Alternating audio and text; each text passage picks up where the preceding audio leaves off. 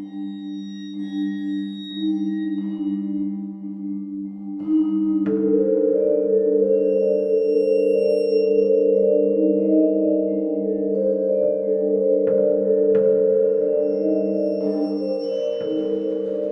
hello, and welcome to Dente Rigamortis. I'm Review Cultist. And I'm Dr.Leviathan. And we're here to discuss those internet stories most creepy and most pasta. Tonight we have The Loch by Stephen Shorter. So, for those of you not in the know, creepypastas are scary internet stories that get copied and pasted across the internet on forums, wikis, and whatnot. Go Google some. You'll probably get a good idea if you like them or not. And again, for other people who might not know, a loch is a lake In the UK, or Scotland, predominantly. So, just so you're... Yeah. It's not, oh man, my fucking key broke off. That would be a really shitty pasta. Or it's not like, oh look, a lock of hair. And, that could actually be a pretty creepy pasta. Yeah. Be creepy in your pasta. But it's gonna be one of those kinds of episodes, eh? They happen from time to time. So yeah, this one is by Stephen Shorter, which we've done stories by him in the past. This is one of his earlier works. So, and it starts off with. Well, you said you had you could write it down in four lines. Well, I don't know if that was just. Oh, just I could do it really short. Guys working at a fucking care home. Is it a home? Yeah, care home for basically people who, well, in our specific case that the story deals with, someone who's had a stroke and can't function, basically. Discovers that this guy has, this lifelong, well, has spent half his life investigating this, what was it, Rand? Loch Rand, yeah. Yeah. Has been investigating this creature in Loch Rand. No, not Loch Ness, because that would be too on the nose. Yes. Our narrator takes over the investigation, ends up at the loch, things go bad. Yep. And then it seems like maybe not the government, but like the cops and stuff are trying to keep it under wraps. The whole thing. I don't know. It seems pretty government to me. Yeah. Okay. Maybe that might be because that's where I go to. Yeah. I'm a big X-Files fan. Yeah. Who's going to keep it under wraps? Yes. And then the people somebody's going to keep it under wraps. A fucking small little village that actually ends up yeah. Yeah. And the government, the G-man. Yeah. And our narrator is typing the story up while he's in a hospital bed, feeling the effects of what happened at the loch, which was, as it turns out, the same thing that happened to the original guy. Yeah, because the thing had venom, or like a type of venom or something that... The monster has, it envenoms you so that you end up... paralyzed.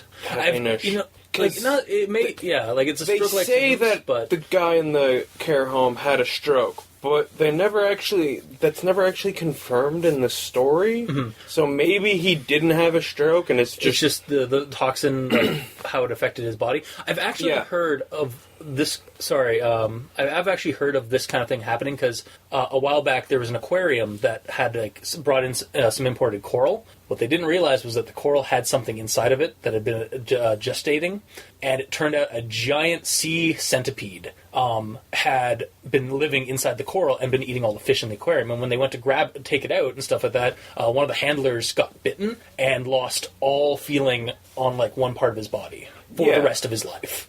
So it's I think that's where this creature's thing came from. But I've seen it. I've seen that. I've heard of that happening with invertebrate. So yeah, it's just I don't know. Maybe I watch too many fucking nature documentaries about scary shit.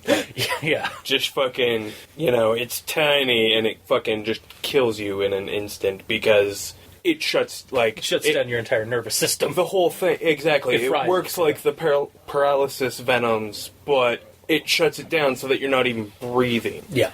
And yeah, so I was like, huh? Yeah. Also, and I'm sure some smartass can fucking correct me on this, but the size of this thing. Yeah. It wouldn't I really wouldn't see it needing venom. Yeah, like, it is, like, the way he interprets it, it's this, like, shark-sized serpent thing.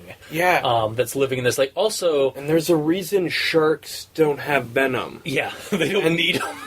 Like, and I mean, to kind of put it into perspective, an anaconda is a big fucking snake. It doesn't have venom. Whereas, you know, all of your envenomed snakes, they're small. Mm-hmm. I mean, not every small snake has venom, but... Yeah, and like I said, like, that giant sea centipede that I mentioned earlier was huge. Like, it was 15 feet, or, like, it was, like, 10 feet tall, or, like, feet long. Oh, really? And it was, like, that, like, it was... I'm holding my hands so the non-existent camera can see, but it's, like, almost, like, a foot thick. And that's why when the handler went to grab it, he got hit by barbs on it, and that's what got him.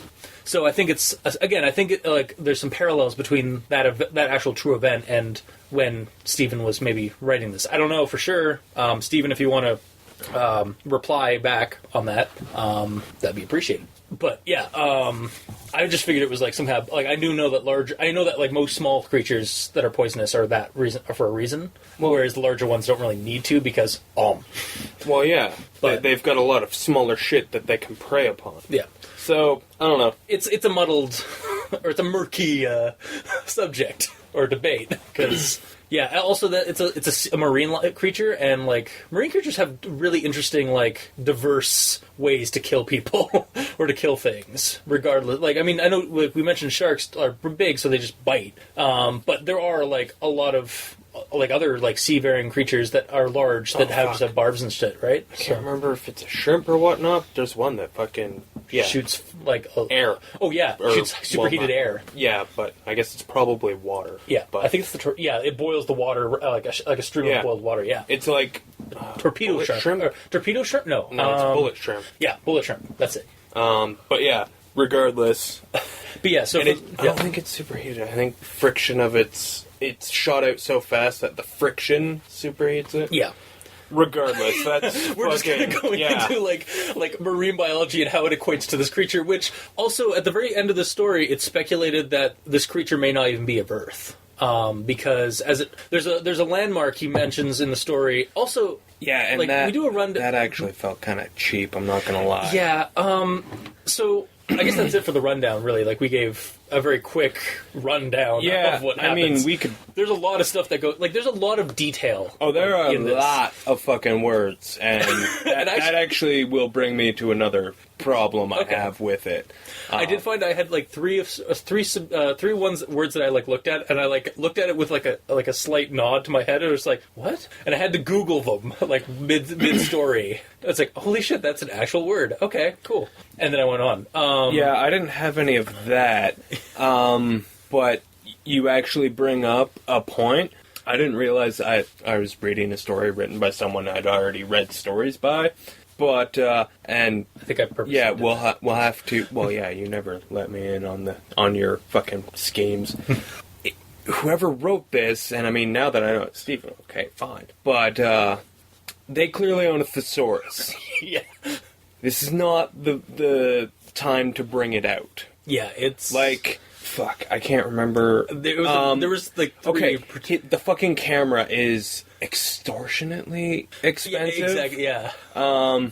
Like it's just fucking expensive, man. I think it's obscute or I'm totally obscused. I think was at the very beginning when he referenced it, and I had to Google that. What was the first one? I had to Google it, and it's like the word means to confuse or to be confused or to be like obscured.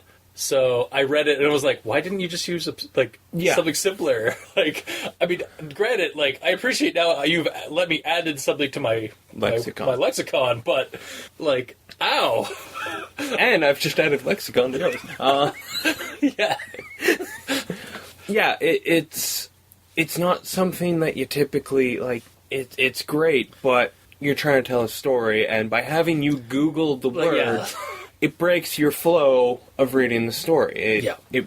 It hinders the storytelling. Like, I mean, I'm sure English teachers and authors around the world, but I first heard it, air quotes, because I was actually reading a book from Stephen King. Like, if if the camera, and I'm going to go back to that other example, if the camera's expensive, say the camera's expensive and you spent all your money on it. Don't say it's an extortionate amount. Yeah, don't, like, save your flowery prose for poetry. Yeah, because you're trying to tell a story, and, like, I mean, don't belittle your audience, but, like... And as someone who didn't actually have to Google any of these words, I appreciate the fact that he has an extensive vocabulary. Mm-hmm. But this isn't the place for it. Yeah. And I mean, don't get me wrong, I love the word ersatz. I want to use the word ersatz. I'm getting to say the word ersatz. It's awesome. That was one of the other words I had to look up, and I was like, what the hell? And, like... I understand that really, like, because, I mean, you never hear that fucking word. It's an awesome word, and it's just... I can't even remember what it means now. I did look it up, too. Fake illusion. Okay. I actually think it was kind of misused, or at the very least, it was used for... like in another way that I'm less familiar with. Because, hey, just because I know a word doesn't mean I know every which way to use it, right? Yeah. But yeah, like, I understand that. I want to use fucking, like... You have a big word, you want to use it. Well, it doesn't even have to be big, it just has to be obscure. Yeah. I mean, it's why, and this is another point for me for this story, is that this felt very Lovecraftian in terms of its prose, because, like, Lovecraft would use, like, $10 words like antediluvian or eldritch or gibbous moon.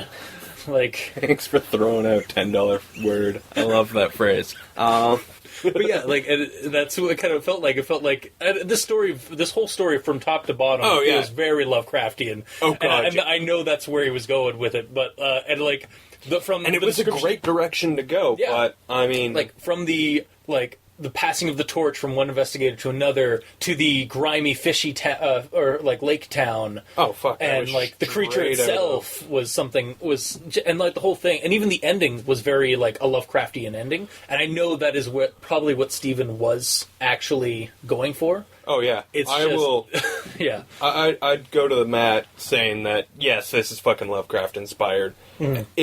If it wasn't directly like, I mean, if at this point in his life when he wrote this, he'd never read anything Lovecraft, well, then he read someone who was heavily inspired by Lovecraft. Yeah, he read one of the Lovecraftian circles. Because, I mean, yeah.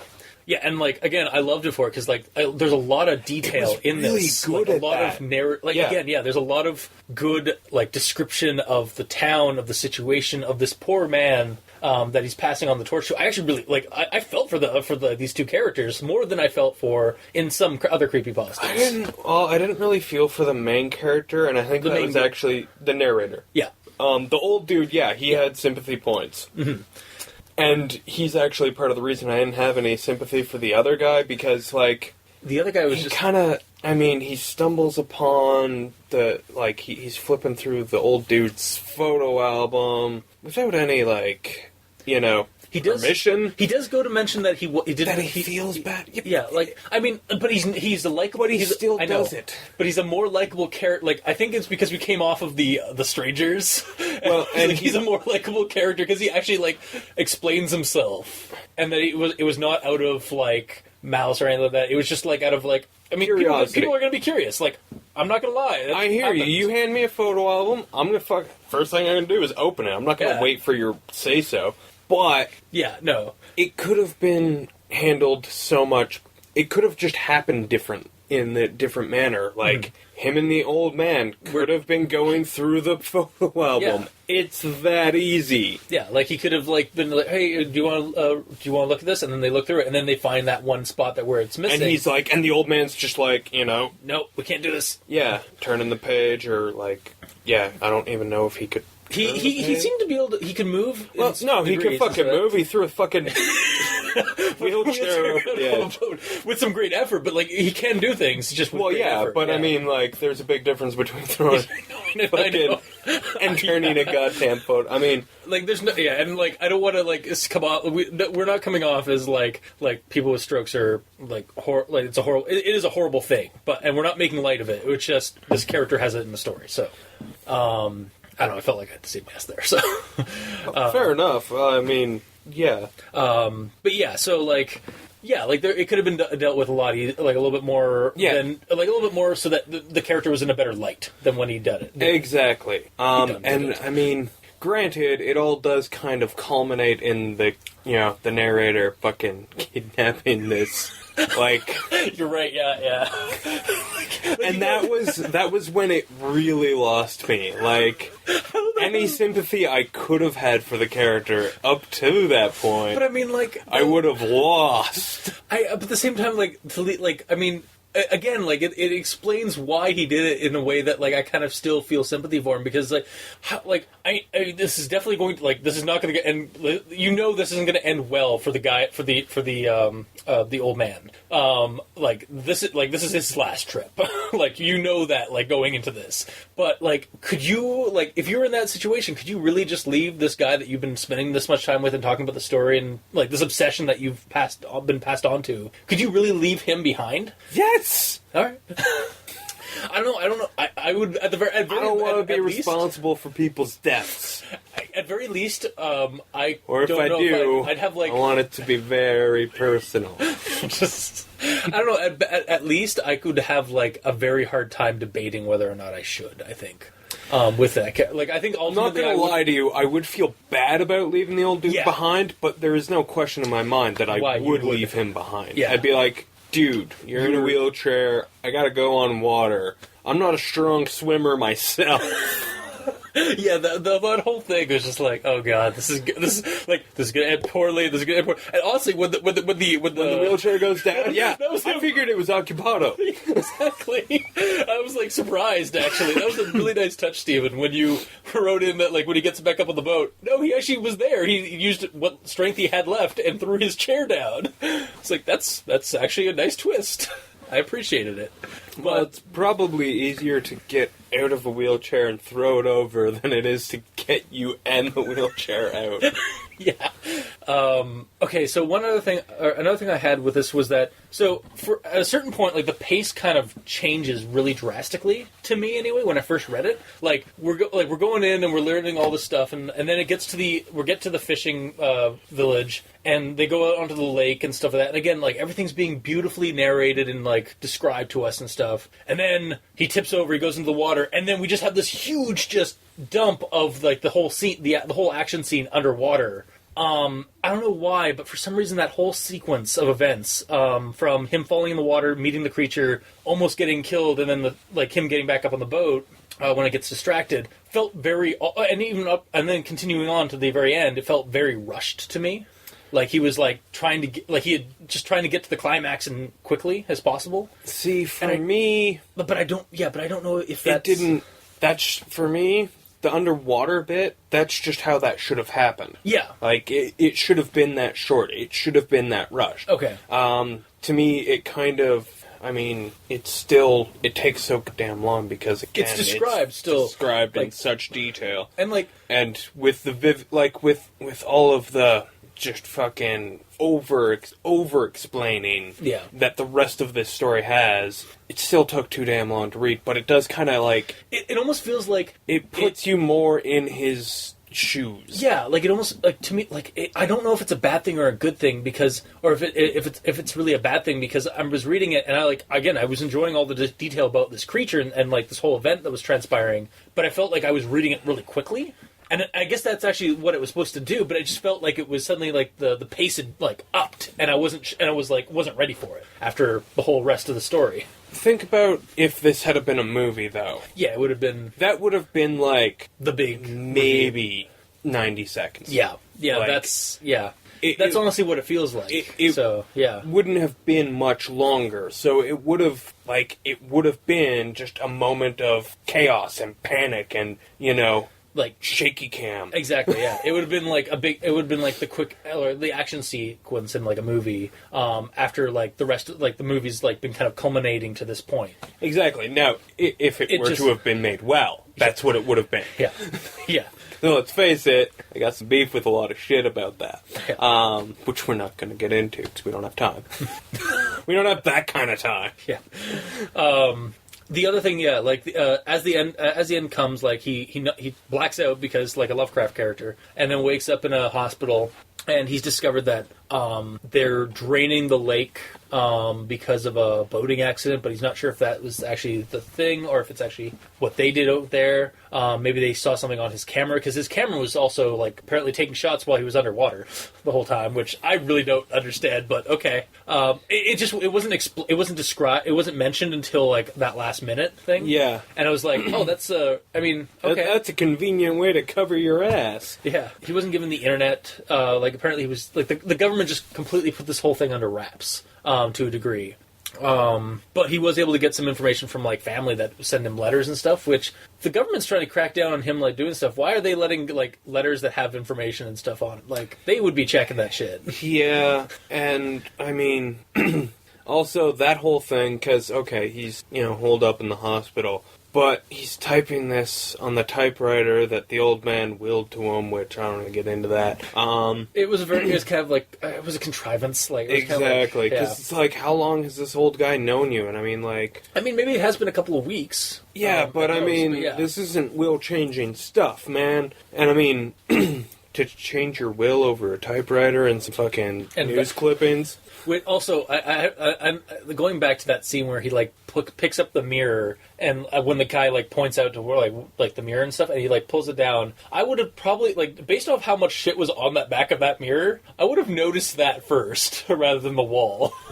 That just felt like it was kind of it was trying to like build up some suspense. Yeah, of like really just should have been getting to the point, and then. Fuck me! Like literally, "fuck me" is written in that part. It's like the whole back of the mirror's corkboard was just strewn from edge to edge, and I was like, then how did you not notice it when you picked up a mirror? This mirror's like, as he even mentions, the mirror's as tall as he is.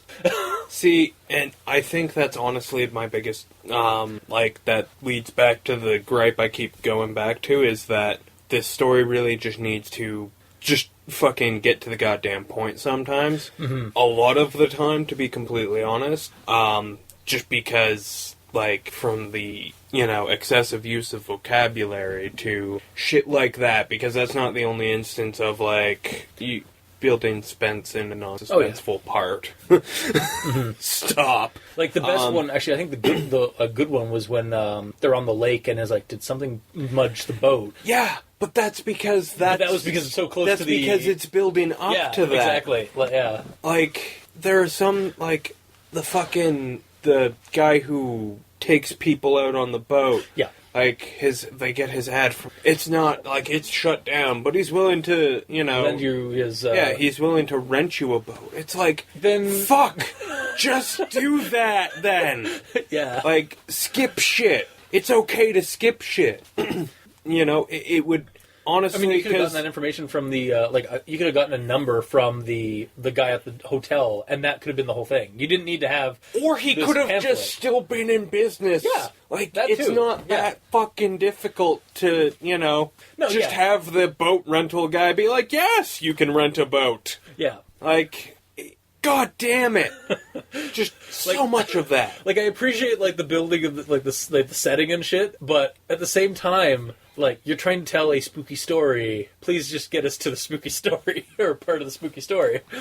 And, like, again, like, I can't stress enough how much I did enjoy the Lovecraft in England, or the Lovecraft in Scotland vibe that this whole thing comes with, like, the whole, like, describing every, like, all the, like, the setting and stuff of that was really good, really fun to read. It was. It was, but I mean, like... Also... I wasn't even a fifth of the way through this story. And I was fucking looking ahead to see goddamn long it was, and you've gotta be fucking kidding me.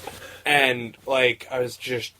And then so then I'm reading it, and I'm just like, but cut this, cut that, cut this. This story really needed a good edit. Yeah. What was the other part? Oh, yeah. There's also... he starts talking about, like, when they go into detail about, like, the history of the creature and stuff, or, like, of the Lake Ron, and they show, or Loch Ron, and they show, like, how many people have died in the last 30 years on the Loch, 91 people on the Loch doesn't, or like deaths in 30 years doesn't seem like a lot. No. That seems like a damn lot, especially if it's in one location, like a lake. Well, yeah, in one lake area, that's still a lot of people dying, and mysteriously dying. And like, I'm led to believe that that these are the deaths, that this village is smaller than the city in which we live. Yeah, no, it's like in how many mysterious deaths do we have in the city in which we live? Yeah, not 91. No, and again, I understand, especially since how is this? And I would like to if and these are just the deaths that of tourists are or not solved. Yeah, exactly. A lot of them are actually now. One thing is that a lot of it could be written off as disappearances, because I'm assuming there isn't a whole lot of fucking evidence left. Yeah. But that's not what he says. Yeah. He says there's 91 deaths, and that's just... in a 30-year period. Yeah. That is a large number over that course of that many years, especially when you consider that it's a small isolated area that's mostly done has a fishing village on it. That's about it. Yeah. And there's some boat racing going on it. So tourism would be pretty heavily affected, and we do kind of see that the town has been affected by this kind of. So there is some kind of hint that the death toll has kind of affected popularity of the town.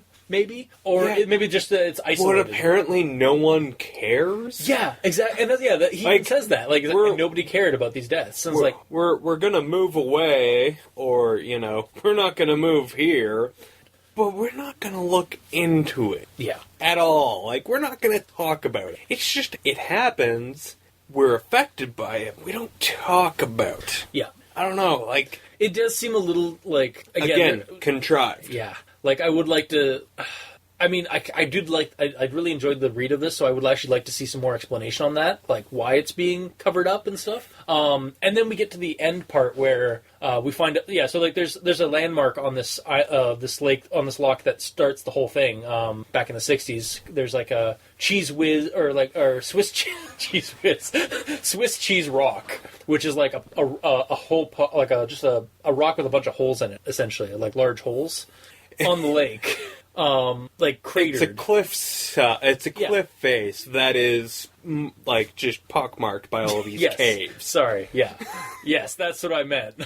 Excuse me. You've got me thinking that it's it's a sponge. It looks like a sponge, but it's a rock. Not what I meant, but okay. It's a cliff face, and there was some seismic activity that opened up a fissure, and that's where this all started. And then they go into at the end, we discover that the reason why there's all those cave holes and stuff like that, it was actually because there was a meteor shower that happened back before the Roman time, around the Roman times. In the Roman times. Yeah, in the Roman times, because a Roman legionnaire apparently had a record of going out there and investigating it and never coming back. Again, adding to the death count. Yeah, but that's... Yeah, I know. That was a while ago. Time ago.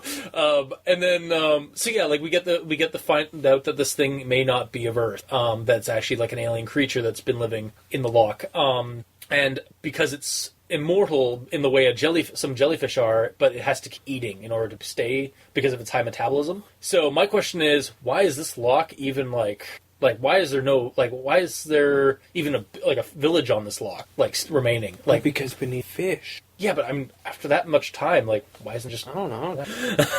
Yeah, there's a lot of stuff. There's a lot of Well, and then right after, at that, right after that.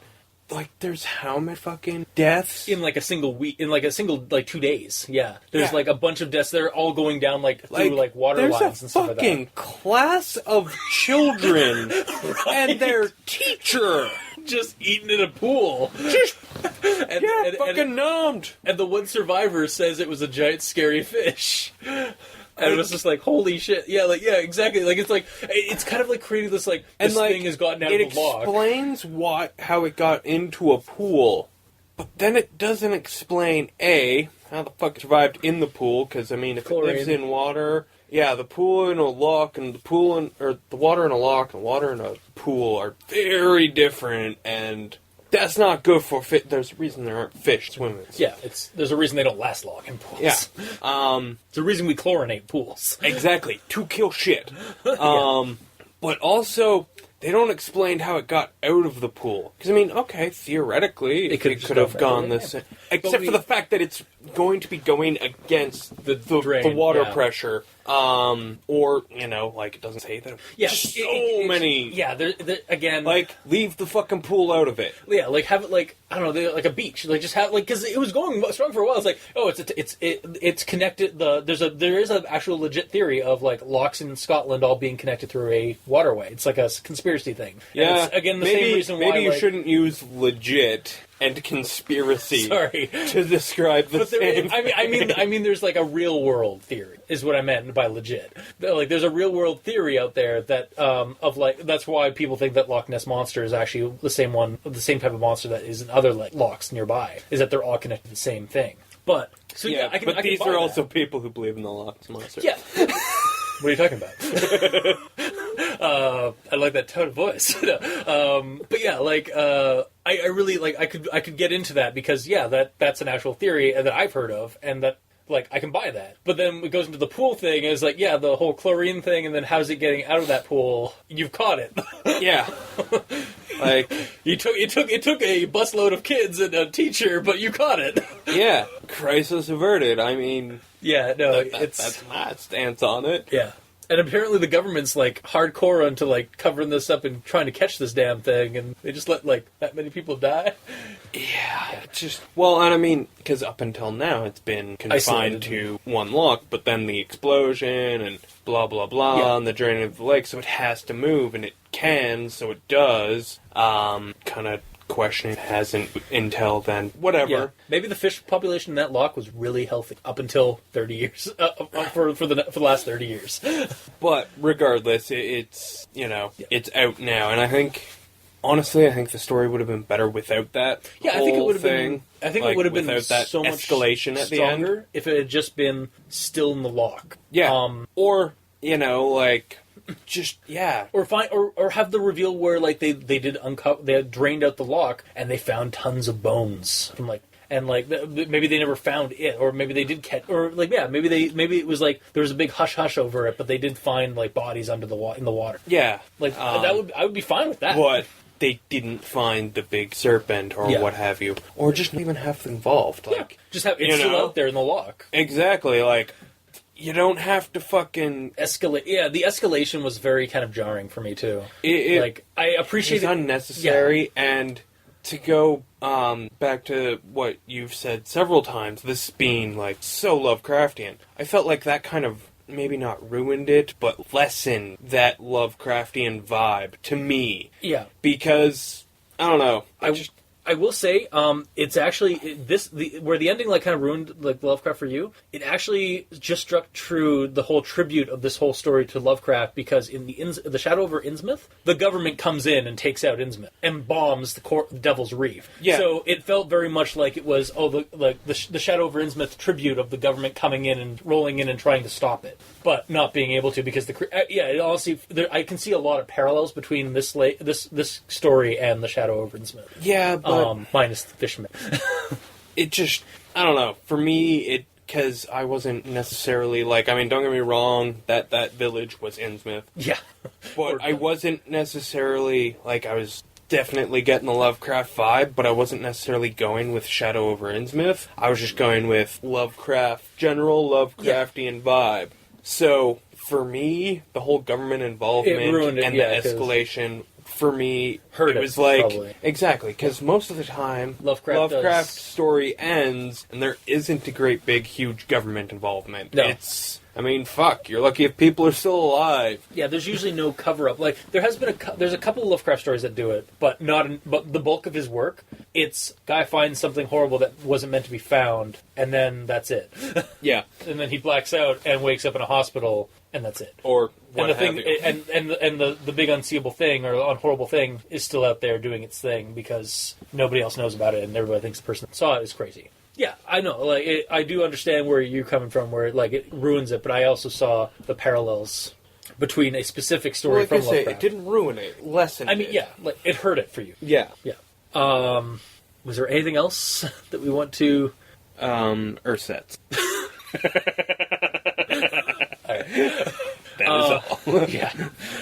So I want to I enjoyed the read immensely, but there were contrivances throughout the story. It really should have It really should have been maybe had a look. Somebody edit it, like have a look at it.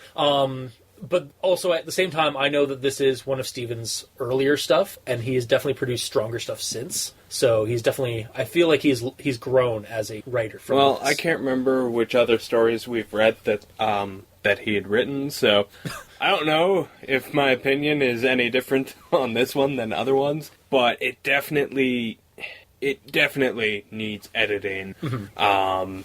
This is like a first or second draft, and the next draft need to be about 40% lighter. Yeah. Would you still recommend this one? I want to, because I did really enjoy the story of it. I'm or like the core going to, because its faults stem from it being, this is gonna sound weird, too well written. I get what you're saying. Like, it's too academic. if you've listened to me on the rest of this episode, you probably understand where I'm coming from with this. It's too well written, and it should have been toned down. It should have been, reined in, as opposed to, like, extortionist price. It's fucking expensive. Yeah. Go with that. Why? Because no one's gonna have to fucking, don't throw Ursats in, because people gotta look that up. Again, save shit like that for poetry. Because, honestly, I know what Ursats is because I came across it in a song. Yeah. So, just shit like that. The fact that I had to look it up and stuff did kind of hurt it a little bit. It fucks with the flow. Yeah. I mean, there's no way that you can, Google something while reading a story and have it not affect flow. That being said, I'm all for people looking shit up and adding to their lexicon. Well, just adding to their knowledge base in general. But, it's not... That's not what a story is here for. It's to tell you a story. Exactly. Yeah. And this one needed to shut up and tell the story. As politely as possible. This one just needed to shut up, tell the story. Well, no, as crude as possible, really, because that's probably the simplest way for me to say my biggest beef with, or really my only gripe with this story. Mm-hmm. I enjoyed the actual story. It was very well narrated, but shut up and tell your... Yeah. All right. That's really all I've got, and what else has he written that we've read? Luggage and Snuff. Luggage was about the... I wouldn't say he'd gotten better. Really? I thought Luggage was a really strong... I can't remember Luggage. Luggage was the one where it was like... I just know I don't care. Yeah, well, Snuff... Yeah, I remember you didn't like Snuff as much, which I think is another one of his... Not older ones, but it came before Luggage. Luggage, I think, is one of his more recent ones. Which was Luggage? It's where he, like, the guy he's walking home from his ex-girlfriend. Yeah. Like, it's still, like, it's a perfect story, but I think it's a lot better than others. I'm pretty sure it didn't need the same level of editing. Yeah, that's what I think we agreed on with that. But I think it had a whole host of different problems. Okay. That this one didn't. Anywho, go back and listen to that episode to see if I'm fucking just talking out my ass or not. Yeah. General would recommend the story, but definitely, Stephen, if you do ever decide to go back to the Loch story, could use some editing. Yeah, like shave 40% off without even flinching. Like, I mean, this story could probably stand to lose like 60%. But 40% without flinching. Yeah. Like, hands down, it would improve the story tenfold. All right. Cool. All right. So, that is our show for tonight. Yeah. If you're into Lovecraft, like, if you're in a Lovecraft mood, read the Loch. There we go. Exactly. There we go. There we go. Also, check out some of Stephen's other stuff. He has a list of them on the creepypasta.wiki, which is where you can also check out this one. And you can also check out a reading of it online on YouTube by TheCreepyDark. I'll leave links in the description below. Man, I really hope there's someone out there doing creepypasta readings. The Creepy Dork. it's like snot nose or like the stuffy like. There's no reason to get into stereotypes. I just like the name. Fair enough. The Creepy Dork. Yep. All right. And if there isn't one, I think we know what Dr. Leviathan's secret creepypasta.wiki account will be.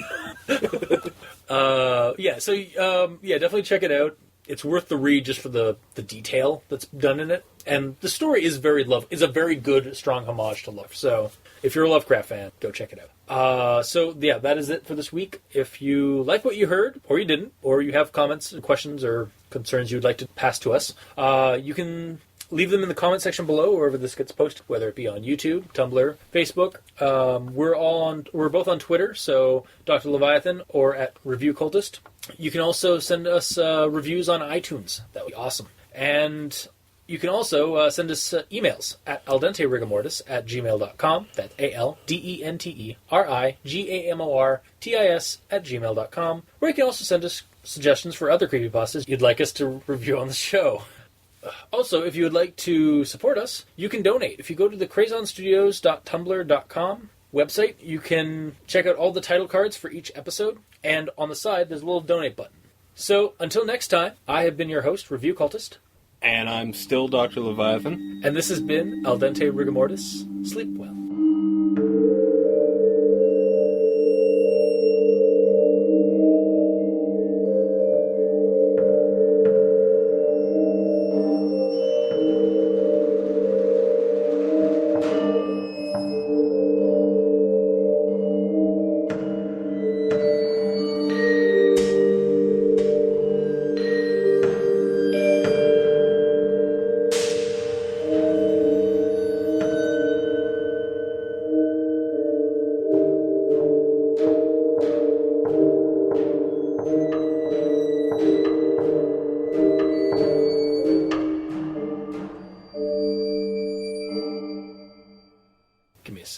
That's okay, because I actually probably could have listened to the reading in the time that I was waiting for the fucking wiki to stop lagging. Crashing my fucking browser. Fucking browser. Fucking browser. Fucking browser. Fucking browser.